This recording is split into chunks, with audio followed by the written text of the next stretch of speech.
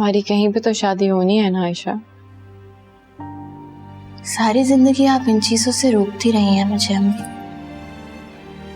आज अचानक मैं अपनी जिंदगी में इन चीजों के लिए दीवारें बहुत ऊंची कर चुकी हूँ, और अब आप कह रही हैं कि इनके लिए दरवाजा बना लो। जिंदगी के सच बहुत तल्ख होते हैं आयशा। मैंने तुम्हें मोहब्बत से रोका है, शादी तो। इमरान भी यही कहता है। आयशा वो तुम्हें ट्रैप नहीं कर रहा, ना ही तुमसे झूठे कस्में वादे किए, शादी ही करना चाहता है तुमसे। मैं तो उससे बात भी नहीं करती, और मेरे कहने की वजह से वो मुझसे बहुत दूर रहता है। उसकी इसी बात की वजह से ही तो मुझे दूसरों से बहुत बेहतर लगता है। वैसे भी आयशा, मोहब्बत छीनने का नहीं, देने का नाम है। नहीं अम्मी, मैं नहीं जानना चाहती मोहब्बत क्या होती। वैसे भी सिद्रा मोहब्बत करती है इमरान से। उसको पता चल गया तो न जाने क्या अजाब खड़ा हो जाएगा। लेकिन इमरान तो नहीं करता ना उससे प्यार, वो तो तुमसे करता है। क्या हो गया अम्मी, एकदम से कमजोर लोगों जैसी बातें क्यों कर रही हैं? पता नहीं आयशा, लेकिन जिंदगी गुजारने के लिए कभी ना कभी धोखे को सच मानना ही पड़ता है।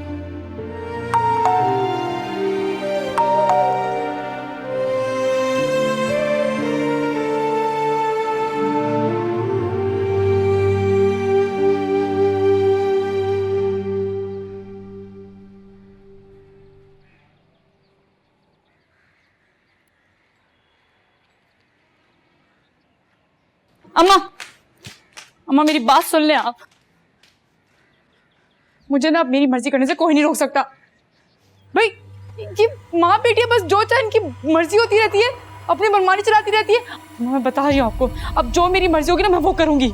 सारी पाबंदियां मुझ पे, और ये माँ बेटियां कुछ भी करती फिर है। हाँ हाँ, तू भी करना और देखना मैं क्या करती हूँ उनके साथ। और ये आयशा और फुप्पो ना मुझे अब घर में ना नजर आए। अरे कहाँ, आके तो देखे, टांगे तोड़ दूंगी इनकी मैं। ये सब कुछ इमरान को फंसाने के लिए कर रही हैं, और ये दोनों यहाँ से गई सिर्फ इसलिए कि अपनी मनमानी कर सके सही से। अरे तू फिक्र ना कर, तू देखना मैं करती क्या हूँ इन दोनों के साथ। सारी जिंदगी चार दीवारी में हम लोग कैद रहे, फिर भी बुरे हम हैं, और बहन घर से भाग गई, लेकिन हम अपनी आंखों पे पट्टी बांध ले, किसी से जिक्र ना करें। तू देखना लाउड स्पीकरों पे ऐलान करवाऊंगी इनके हरकतों के, फिर संभालते फिरेंगे अपनी झूठी इज्जत। और हाँ अम्मा, ये जो मुझे रोकती रहती ना, आप हर बात से पहले कि ये ना करना, ये ना करना, आप रोकिएगा मत मुझे। आप देखिएगा इस आयशा की बच्ची को कैसे बदनाम करती, अपनी शक्ल नहीं दिखा सकेगी कहीं किसी को। अच्छा, जो जी में आए करना। चल हौसला कर, पानी पी जाके।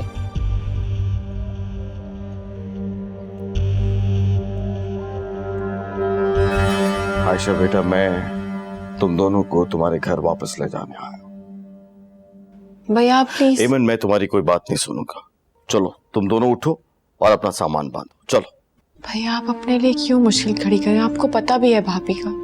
तुम जो कुछ कहती रहो एमन, अब मुझे कोई फर्क नहीं पड़ता, क्योंकि मैं तुम्हें साथ लिए बगैर नहीं जाऊंगा। और याद रखना, अगर तुम इस घर को तोड़ना चाहती हो तो तुम्हें मेरी मौत तक का इंतजार करना होगा। भैया प्लीज ऐसी बातें मत कर। मैं बिल्कुल ठीक कह रहा हूं एमन। कम से कम मैं अपनी जिंदगी में इस घर को टूटने नहीं दूंगा। भैया अलग होने से रिश्ते थोड़ी टूटते।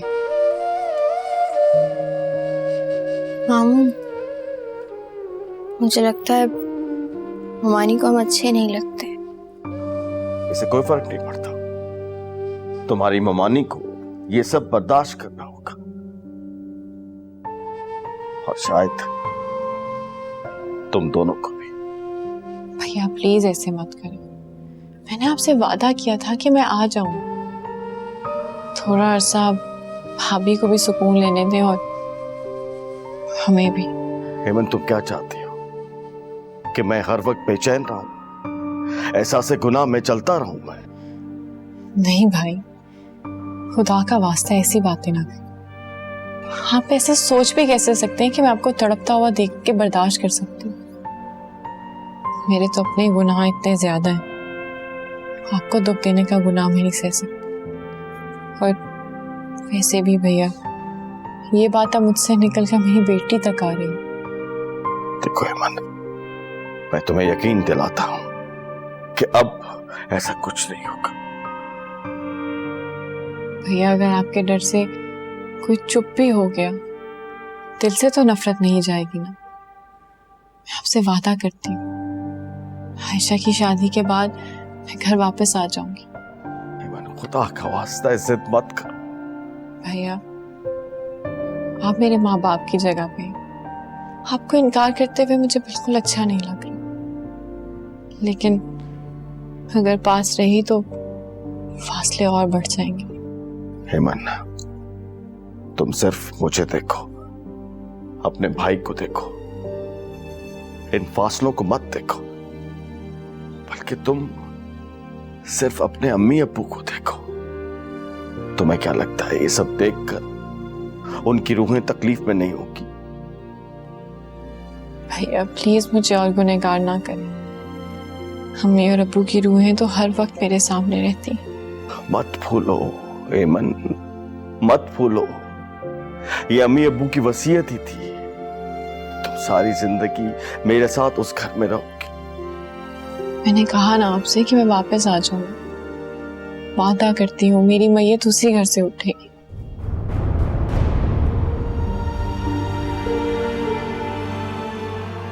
एमन, मैं जानता हूं कि कसूर मेरे ही घर वालों का है, इसलिए मैं तुम्हें वापस ले जाने की कोशिश करता रहूंगा। अब मैं देखता हूं कि तुम अपने भाई को कब तक शर्मिंदा करती हो। खुदा हाफिज।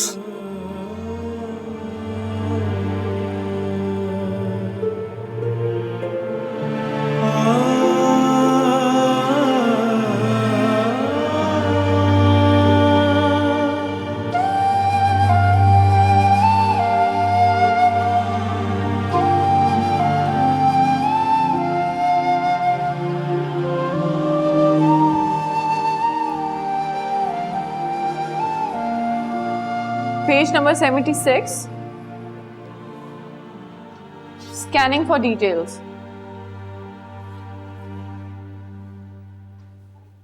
Page number 76.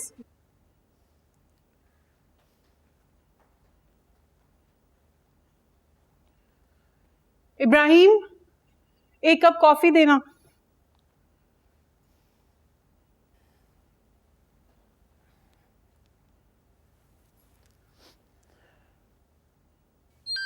As quickly as you can see, find the information in the reading and fill in the blanks. एक मिनट रुकिए आप लोग, आती हूँ।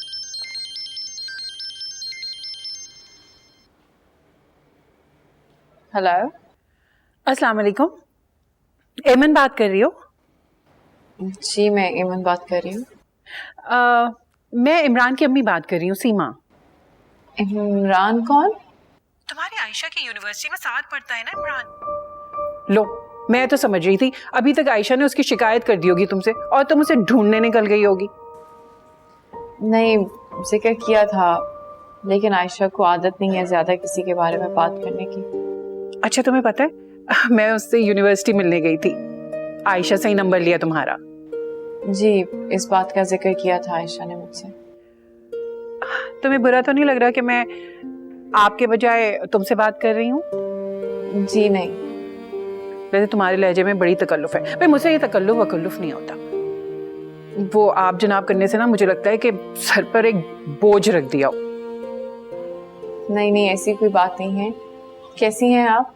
बिल्कुल ठीक। वैसे तुम्हारी बेटी इतनी प्यारी, इतनी अच्छी, इतनी सुलझी हुई है ना, उसे देखते ही मुझे तो उससे प्यार हो गया। बहुत शुक्रिया आपका। अरे भाई, सच बोलने में शुक्रिया कैसा?